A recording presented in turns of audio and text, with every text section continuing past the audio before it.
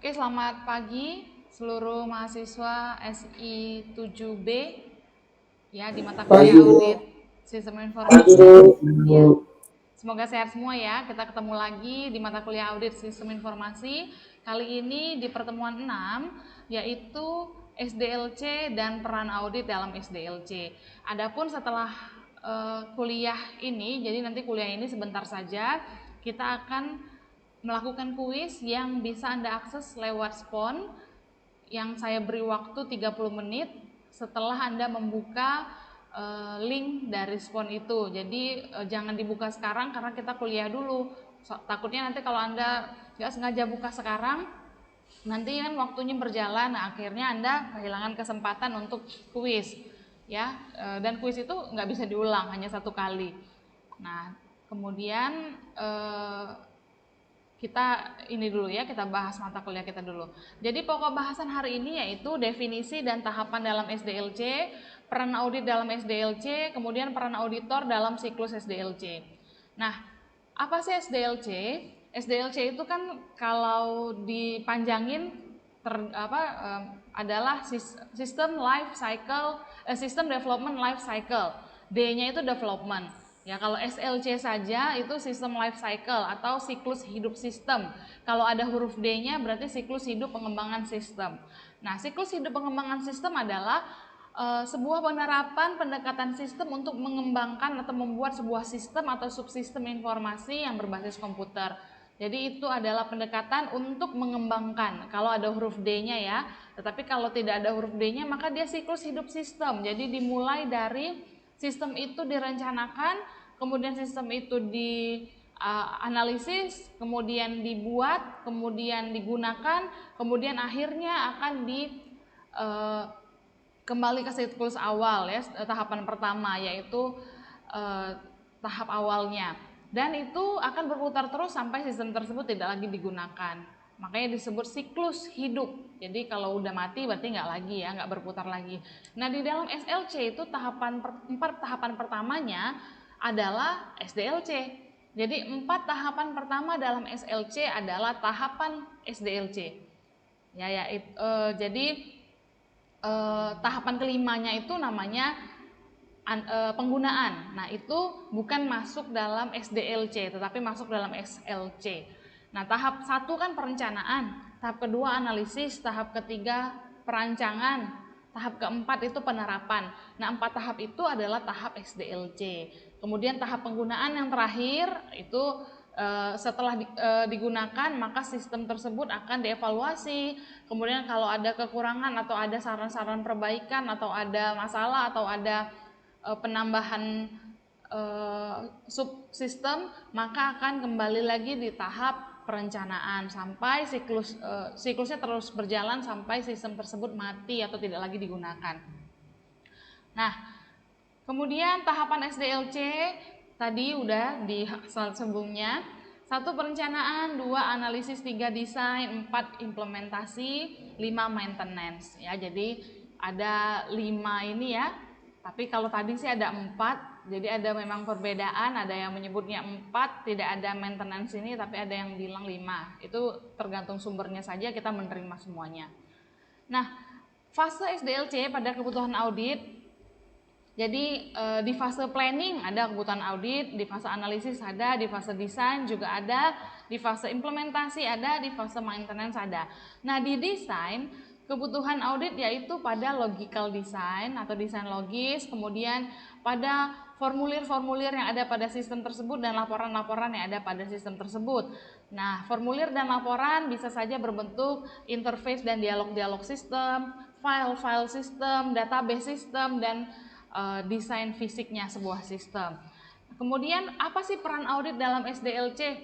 Audit berperan dalam SDLC pada fase 1 pengembangan dan 2 penggunaan. Jadi ketika dia mau dibuat dia sudah berperan ya untuk memastikan bahwa sebuah sistem itu dikembangkan sebagaimana mestinya sesuai dengan tujuan, sesuai dengan visi organisasi. Jadi jangan ada sebuah sistem dibuat asal-asalan tanpa ada perencanaan yang jelas. Jadi harus tahu dulu mengapa aplikasi itu dibuat, apa perannya pada organisasi, apa tujuannya, apakah sesuai dengan visi organisasi. Jadi kalau tidak, maka artinya kan nggak perlu dikembangkan sebuah sistem tersebut. Tapi kalau iya, ya silakan dilanjutkan. Nah, jadi audit berperan untuk memastikan itu.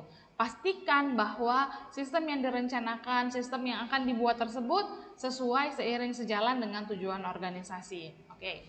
Sampai di sini ada pertanyaan? Bisa dipahami?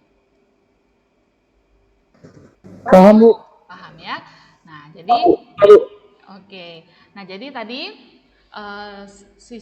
audit berperan dalam SDLC yang pertama dari tahap apa?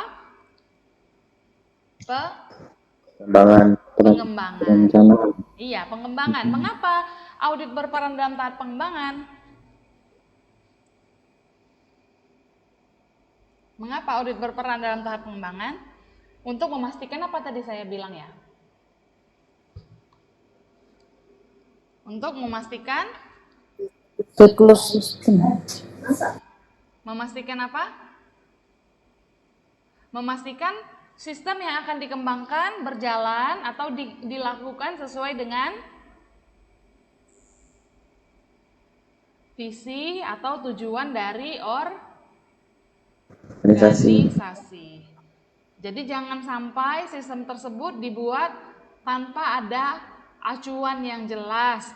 Jadi dibuat asal-asalan, dibuat yang penting untuk menyelesaikan kerjaan hari ini, ke depan nggak tahu, ya, dibuat secara ad hoc. Nah, tidak boleh seperti itu. Jadi harus jelas bagaimana perencanaannya dan disesuaikan dengan kebutuhannya organisasi. Ya, sudah jelas kalau sebuah organisasi yang menjadi acuannya adalah visi, ya, visi organisasi tersebut. Nah, yang kedua, audit sistem aplikasi atau penggunaannya. Jadi SDLC di tahap penggunaan si audit punya peran di situ. Jadi tadi sebelum dibuat di tahap pengembangan si audit berperan. Sekarang setelah sistemnya dibuat, diimplementasikan, digunakan, si audit juga berperan dalam tahapan tersebut. Mengapa berperan? Yang pertama tadi, jadi ibaratnya nih kalau kita mau membangun rumah, sebelum kita bangun rumah, maka kita akan mengecek beberapa hal, mungkin pendanaan, kemudian lokasi tanahnya, kemudian kita juga akan mempertimbangkan jumlah anggota keluarga, begitu kan? Benar nggak? Halo? Ya, Bu. Ya. Nah, itu sebelum ya, itu masih dalam tahap pengembangan rumah. Nah, ketika rumahnya sudah jadi, maka digunakan, Anda tempatin di situ. Nah, kemudian mungkin nggak ada perubahan-perubahan? Mungkin, Bu. Mungkin. Apa sih perubahan yang mungkin terjadi pada rumah kita? Mungkinan atapnya atau dindingnya, Bu. Atau buat gerasi lagi atau gimana lagi, Bu. Itu. Ya, buat garasi. Tuh. Misalnya nih, sebelumnya belum punya kendaraan roda 4, kemudian punya rezeki akhirnya nambah ada roda 4. Akhirnya kan mikir nih gimana caranya supaya nggak parkir di jalan. Maka rumahnya yang tadi sudah dibangun bisa diubah, direnovasi. Artinya ada tahap pemeriksaan, evaluasi saat rumah tersebut sudah digunakan. Nah, kemudian jika ada anggota keluarga yang bertambah, mungkin juga ya bertambah ya. Misalnya, ya waktu kecil Anda mungkin bisa sekamar sama saudara Anda, ketika besar nggak bisa lagi sekamar. Maka mungkin dibikin sekat, ya, atau ada lahan kosong ditambahin kamarnya, begitu. Atau tadi katanya memperbaiki atap, ya mungkin atapnya sudah mulai bocor, maka diperbaiki. Nah, itu berarti rumahnya diperbaiki di saat sudah digunakan. Mengapa diperbaiki? Karena ada kebutuhan, karena ada kerusakan. Nah, begitu juga sebuah aplikasi pada sistem informasi. Mengapa dia perlu diperbaiki? Ya mungkin ada perkembangan, mungkin kita perlu tambah fitur, tambah menu. Mungkin juga yang sebelumnya eh, tidak memiliki cabang, akhirnya jadi tambah cabang, jadi luas perusahaannya, penggunanya jadi bertambah, autentikasinya bertambah. Nah, jadi perlu pengembangan lagi yang diketahui dikarenakan aplikasi tersebut sudah digunakan.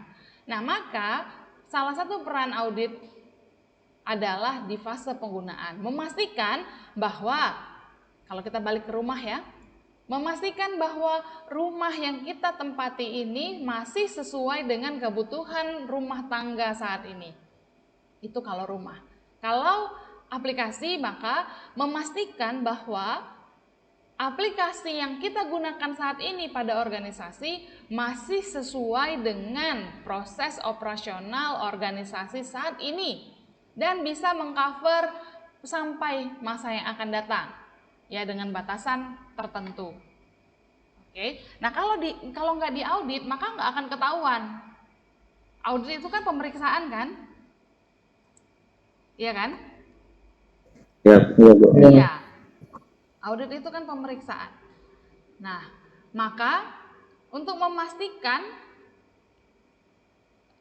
si aplikasinya masih sesuai dengan kebutuhan organisasi, maka diperiksa. Kapan pemeriksaannya? Sepanjang aplikasi tersebut digunakan, ya, ada monitoring, kemudian juga mungkin dibikin penjadwalan untuk kegiatan audit yang dilakukan baik secara internal maupun secara eksternal yang berasal dari luar organisasi. Begitu. Nah, jadi ada dua peran audit dalam SDLC yang penting. Memang di semua fase dia ada, tetapi yang paling penting ada di dua fase, yaitu fase 1 pengembangan, yang kedua fase penggunaan. Ya, mudah-mudahan bisa dimengerti ya. Kita lanjutkan. Ini ada 9 tahap evaluasi dalam pengembangan aplikasi. Jadi ketika mengembangkan sebuah sistem itu ada 9 tahap evaluasi. Ya, jadi harus dievaluasi sepanjang pengembangan. Yang pertama, tahap identifikasi awal, yaitu menentukan komponen utama, tujuan dan kebutuhan pengguna dari sistem untuk mengetahui area yang membutuhkan kontrol. Nah, tahap ini dilakukan dengan cara mengumpulkan data dari anggota kunci tim pengembangan sistem maupun end user. Jadi ini biar aplikasi kita sesuai dengan harapan, maka kita harus menentukan apa komponen-komponen utama pada sistem tersebut, apa tujuan sistem tersebut dibuat, dan apa kebutuhan pengguna. Ya. Jadi kita harus banyak mengumpulkan data, baik itu dari tim pengembang, dari owner, dari stakeholder terkait, bahkan ke end user. Karena end user adalah yang akan menggunakan aplikasi tersebut. Maka agar sampai pada tujuan aplikasi tersebut dibuat, kita harus pastikan informasi yang kita dapatkan itu valid.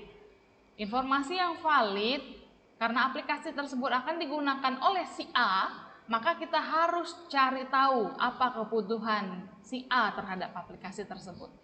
Yang kedua, penentuan dan pengurutan risiko utama dan proses identifikasi awal. Nah, ini dilakukan diskusi dengan anggota tim pengembang maupun end user. Jadi kita akan tentukan apakah ada risiko-risiko yang mungkin muncul dari proses nomor 1 tadi. Kemudian kita berikan prioritas, ya, diurutkan mana risiko yang paling besar sampai ke risiko yang paling kecil, sehingga nanti kita akan bisa mengembangkan sistem tersebut dengan lebih baik. Ya, yang risikonya besar kita akan tangani dengan lebih maksimal. Kemudian yang ketiga, identifikasi kontrol.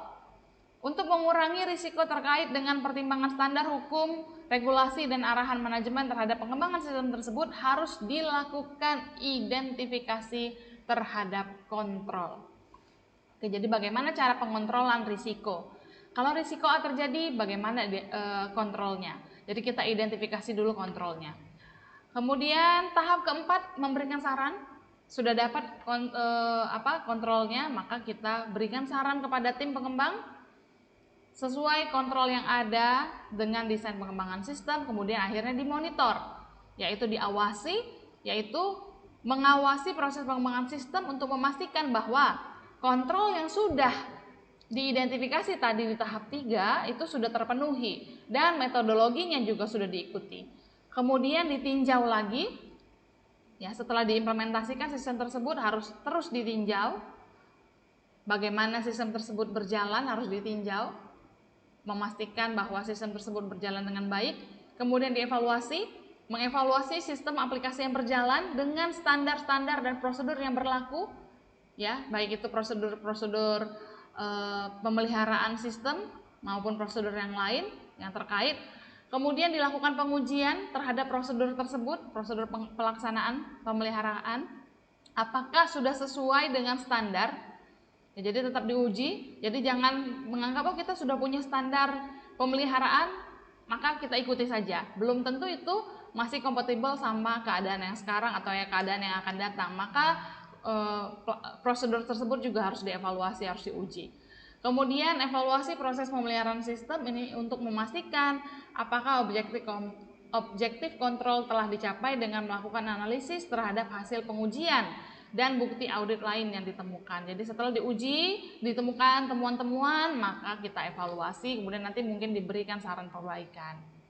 Nah, kemudian audit sistem aplikasi ini bertujuan untuk memastikan bahwa yang pertama, perlengkapan keamanan dari sistem melindungi perlengkapan komputer, program, komunikasi, data, dan lain-lain, melindunginya dari akses yang tidak sah, dari modifikasi yang tidak sah, dari penghancuran yang tidak sah.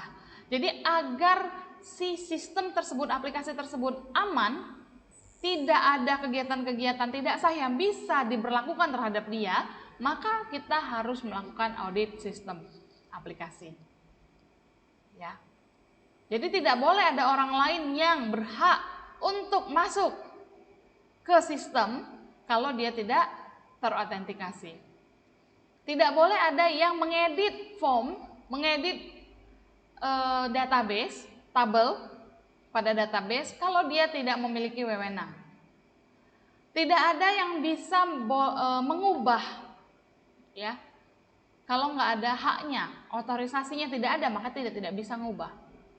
Itu pastikan perlengkapan keamanan yang ada pada sistem tersebut bisa mengcover hal itu. Misal, Anda bisa mengakses aplikasi atau sistem nilainya MDT, tetapi Anda hanya bisa melihat.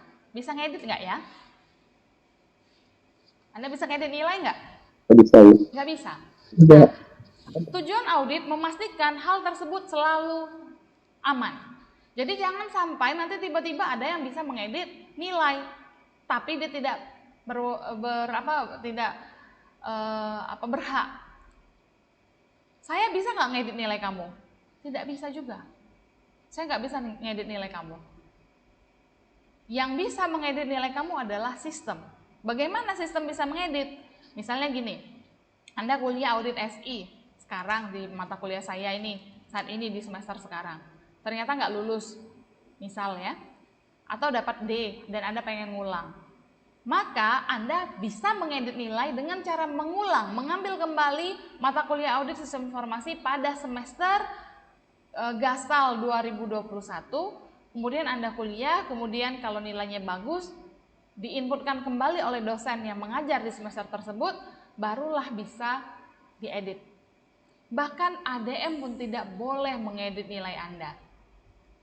Ya, nah itu tuh yang dimaksud, nggak boleh sembarangan. Jadi pastikan bahwa perlengkapan keamanan melindungi semuanya, baik itu komputer, baik itu hardware, software, program, jalur komunikasi dan lain-lain, ya dilindungi dari akses-akses yang tidak sah, dilindungi dari modifikasi yang tidak sah, dilindungi dari penghancuran atau penghapusan data yang tidak sah. Sampai di sini mengerti? paham, Bu. Bisa ya? Oke.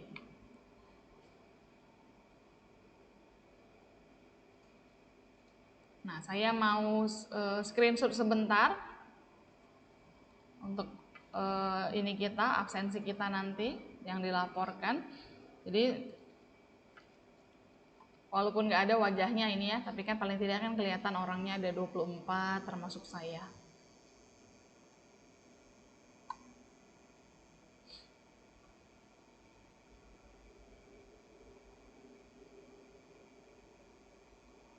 Oke, kita lanjut. Yang berikutnya, bertujuan untuk pengembangan dan perolehan program dilaksanakan sesuai dengan otorisasi khusus dan umum dari pihak manajemen. Modifikasi program dilaksanakan dengan otorisasi dan persetujuan pihak manajemen. Artinya apa ini? Artinya, kalau ada perubahan-perubahan, tidak boleh langsung dikerjakan oleh si programmernya. Tapi, dia boleh melakukan perubahan jika ada otorisasi dari pimpinan yang terkait dengan aplikasi tersebut. Misal nih, di MDP kan ada UPTSI. Kemudian seandainya Simponi itu ada perubahan-perubahan, menurut Anda yang ngubah itu UPTSI ngubah sendiri atau bagaimana? Itu minta persetujuan dari atasan dulu, Bu. Iya, mungkin yang pertama minta persetujuan, atau mungkin kalau persetujuan kan artinya dari bawah ke atas ya. Ya, Bu. Nah, berarti ada mungkin laporan dari dosen atau dari mahasiswa, kemudian ditampung oleh UPTSI, kemudian UPTSI-nya merangkum itu dan memberikan memberikan saran kepada atasan, kemudian atasannya memberikan persetujuan. Kalau bentuknya persetujuan, tadi Anda bilang persetujuan ya. Nah, seandainya kalau dari atas berarti apa? Perintah. Iya, perintah. Kalau dari bawah kan tadi dia yang punya ide, kemudian dia mengusulkan. Setelah diusulkan, di-ACC oleh ketua, kemudian ketuanya memberikan persetujuan. Itu persetujuan. Tetapi mungkin juga arahnya dari atas. Jadi yang punya idenya adalah pimpinannya, pimpinannya yang memberikan perintah kepada bawahannya, barulah si bawahannya, UPTSI misalnya kalau di sini mengerjakan perintah tersebut. Oke, jadi tidak boleh dimodifikasi sembarangan. Ah, biar keren, nggak boleh. Ya, jangan sampai kerja sendiri tanpa perintah yang jelas. Jadi harus ada otorisasi dari manajemennya. Ya. Siapa yang menentukan siapa yang berhak? Nah, itu ada standarnya pasti ya. Jadi tidak boleh sembarangan orangnya. Misalnya nih, kalau di MDP kan ada PK1, PK2, PK3 gitu kan. Kemudian ada pimpinan, ada Pak Jo gitu maksudnya.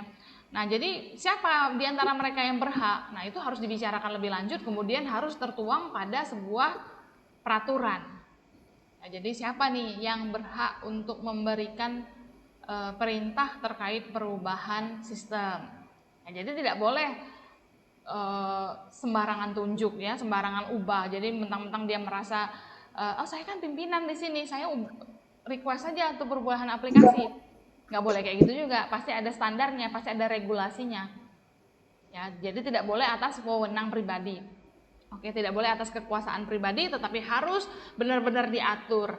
Nah, mengatur ini adalah bagian dari tata kelola teknologi informasi. Ya, mengatur siapa yang berhak tadi yang saya bilang itu adalah bagian dari tata kelola teknologi informasi. Kemudian, pemrosesan transaksi, file, laporan, dan catatan komputer lain akurat dan lengkap. Jadi kalau punya data harus lengkap dan harus akurat, tidak boleh salah informasinya. Jadi audit sistem informasi, audit sistem aplikasi memastikan bahwa data yang ada pada sebuah sistem yang tertampung pada database-nya si aplikasi itu benar dan lengkap. Kemudian data sumber yang tidak akurat atau yang tidak punya otorisasi yang tepat diidentifikasi dari proses audit tersebut akan ketahuan kira-kira data mana yang nggak jelas, dan akhirnya karena sudah menjadi temuan maka bisa ditangani sesuai dengan kebijakan yang berlaku. Misalnya ada data yang ditemukan, oh ini tidak jelas, otorisasinya nggak jelas, nggak bisa dipertanggungjawabkan juga data tersebut, maka kita akan melakukan prosedur terhadap data tersebut sesuai dengan kebijakan yang sudah ditetapkan. Entah mau dihancurin, entah mau diapain, itu lihat kebijakan. Kemudian file data komputer telah akurat, lengkap, dan dijaga kerahasiaannya. Ya, jadi memastikan bahwa sifat dari file komputer itu rahasia, lengkap, dan mengandung kebenaran. Oke. Sampai di sini apakah ada pertanyaan? Bu. Hmm. Belum ada? Kok belum terus? Apakah memang mengerti atau gimana ini? Atau sudah mau buru-buru kuis? Mungkin juga ya. Nah, jadi kita lanjut lagi sebelum mulai kuis. Sebentar saya mau mengecek spon, saya lupa sih tanggal jam berapa saya bikin mulainya ini. Kuis. Oh, dimulai jam 10, tapi jangan diklik dulu ya. Jangan diklik dulu karena nanti 11.20 harus sudah selesai. Ini waktunya setengah jam kok. 11.20, sebentar lagi lah, beberapa slide lagi kita mulai kuisnya.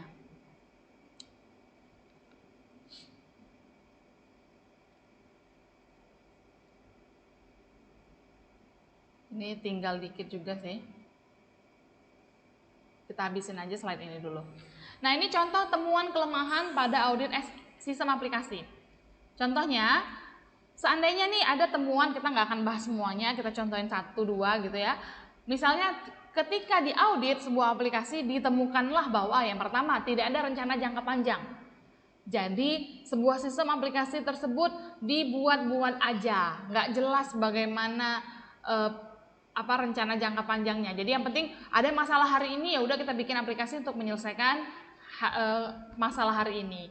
Ke depan apakah aplikasi tersebut bisa dipakai itu bodo amat. Nah, itu termasuk temuan, itu kelemahan. Ya, mengapa dia dikatakan kelemahan? Karena sebuah aplikasi yang tidak direncanakan untuk jangka panjang akan sulit disesuaikan, akan sulit mengalami penyesuaian di masa yang akan datang. Ya, misalnya nih, semuanya dilakukan, misalnya ada beberapa fitur, kemudian atau nih kalian kan skripsi nih sekarang, kemudian ada yang ambil SPK. Ya, beberapa orang saya tahu di kelas ini kayaknya ada yang skripsi, kemudian mungkin ada yang ambil SPK, sistem pendukung keputusan. Nah, andai kata Anda membuat sebuah aplikasi untuk menentukan karyawan terbaik menggunakan misalnya SAW, kemudian Anda melakukan pembobotan kriteria subkriteria. Nah, penentuan kriteria tersebut seandainya Anda buat pada coding, akan repot ketika nanti ada perubahan, ya kan? Seandainya nih ada kriteria penentuan karyawan terbaik, kemudian ada coding semuanya. Misalnya sikap, absensi, kinerja, prestasi. Nah, itu ada coding semua. Maka dipakai oleh perusahaan itu, dan kemudian perusahaan tersebut mengalami perubahan kriteria karyawan terbaik, ada ditambah satu kriteria lagi. Maka dia harus panggil programmernya untuk menambahkan kriteria. Nah, itu sulit sekali. Harusnya kan nggak perlu kayak gitu. Harusnya dibuatlah sistem tersebut, aplikasi tersebut dinamis sehingga dapat ditambahkan kriterianya dari antarmuka aplikasi saja. Usulan perbaikannya adalah membuat dokumen perencanaan jangka panjang. Ya, jadi kalau buat sesuatu itu untuk jangka panjang, jangan untuk hari ini aja. Oke. Nah, kemudian kita lihat nomor 6, contoh temuan kelemahan. Peraturan perusahaan yang berkaitan dengan introduksi sistem berbasis TI tidak diteliti dengan seksama. Nah, hal ini akan berpotensi adanya pelanggaran peraturan. Ya, kalau peraturannya tidak teliti dalam pembuatannya, maka berpotensi ada yang menyelewengkan sesuatu dan berlindung di balik peraturan yang tidak jelas itu. Ya, makanya kalau merancang peraturan itu harus benar-benar teliti. Jangan sampai ada celah. Jangan sampai nanti peraturannya karet, terlalu banyak kondisi, terlalu banyak if. Kalau kayak gini begini, kalau kayak gini begini. Ya, jadi pastikan saja. Jika ya, katakan iya, jika tidak, katakan tidak. Dan itu harus tertuang pada peraturan yang dirancang. Dan harus tertulis, bukan merupakan asumsi. Oke? Nah, karena kalau seandainya kita membuat peraturan, misalnya ini peraturan yang berhubungan dengan TI lah ya, tapi tidak jelas, bunyinya nggak jelas, ambigu, bermakna ganda, ya, kemudian asal dibuat, maka kedepannya akan dimanfaatkan oleh orang-orang yang memang curang supaya dia bisa berlindung di balik peraturan tersebut. Nah, apa usulan perbaikannya? Teliti kembali aturan tersebut, kemudian mungkin bisa dievaluasi. Kalau memang perlu perbaikan, silakan diperbaiki. Itu contoh kelemahan, temuan kelemahan. Nah, kemudian ini contoh pengenalan risiko audit aplikasi sistem informasi. Contoh adanya risiko tadinya nomor 1, tidak ada rencana jangka panjang. Oh, ini berbeda ya. Nah, kemudian misalnya ada risiko kesalahan entry, dampaknya itu ternyata memberikan kerugian -2, memberikan kerugian 2. Kalau terjadi 3 kali atau ini pernah terjadi 3 kali pada organisasi tersebut, maka nilai risikonya adalah -6. Kemudian pernah terjadi risiko data ganda karena salah tekan input, tombolnya dilakukan penekanan berkali-kali dan ternyata dampaknya -3, terjadi 3 kali, maka nilai risikonya -9. Dan seterusnya, di total kerugiannya 24. Nah, contoh usulannya, dari yang pertama, kesalahan entry, bagaimana cara usulannya? Kesalahan entry dapat diperbaiki dengan memperjelas keterangan menu. Kemudian data ganda dapat diperbaiki dengan memberikan error message atau pesan kesalahan kalau sudah pernah data tersebut diinput sebelumnya. Ya, kalau ada nomor atau yang sama ya, ID yang sama, maka dia akan ada pesan error. Ya, tidak bisa. Jadi tidak ada lagi kesalahan data ganda. Kemudian kalau ada instruksi-instruksi yang tidak terotorisasi, maka harus ada otorisasinya, pengendaliannya ya. Kemudian kalau ada hasil pencarian data yang keliru, maka bisa dikendalikan dengan mendesain fitur pencarian supaya lebih spesifik dan mendetail. Mungkin yang selama ini mencari cuma satu kolom, satu field, maka bisa ditambahkan beberapa field. Misal cari produk, maka bisa berdasarkan nama, berdasarkan merek, berdasarkan jenis. Mau mencari buku, bisa berdasarkan penerbit, nama buku, judul buku, penerbit, pengarang. Bu, Ya. misalkan udah kepencet yang kuis gimana, Bu? Ya, kan tadi saya sudah bilang ya. Ya, silakan aja kamu lanjutkan kuis kamu ya. Nah, kemudian berikutnya adalah jika ada kehilangan dokumen sumber, maka contoh pengendaliannya adalah diarsipkan dokumen-dokumennya atau filenya. Ya, baik itu dalam bentuk hard copy maupun soft copy. Oke. Nah, kemudian ini yang terakhir slide-nya. Apa sih peran auditor dalam siklus SDLC? Auditor baik itu internal maupun eksternal merupakan stakeholder sebuah sistem. Nah, maka dia pasti berperan ya. Nah, berbagai fitur audit tidak dapat dengan mudah ditambahkan ke dalam sistem yang ada sehingga kadang-kadang harus dilibatkan akuntan atau auditor ya dalam analisis sistem yang baru untuk menentukan fitur audit yang dibutuhkan dan apakah fitur tersebut sudah sesuai dengan sistem.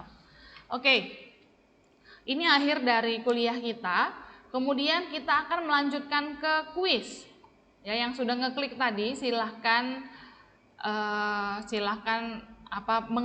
lanjut mengerjakan. Sedangkan yang belum jangan diklik dulu, dari tadi sudah bilang. Karena waktunya berjalan dan tidak ada kesempatan kedua. Nah, ini saya mau tampilin dulu kuisnya.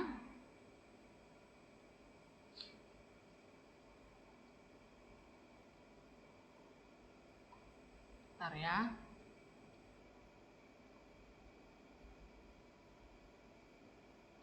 Nah, sudah ada 2 yang masuk ini ya. Nah, jadi saya rasa kuisnya kita tidak perlu Vicon ya, kita jalan sendiri-sendiri saja. Itu nanti sampai jam 11.20, tetapi kalau Anda kliknya sekarang maka jam 11 sudah selesai karena sekarang sudah 10.30. Oke.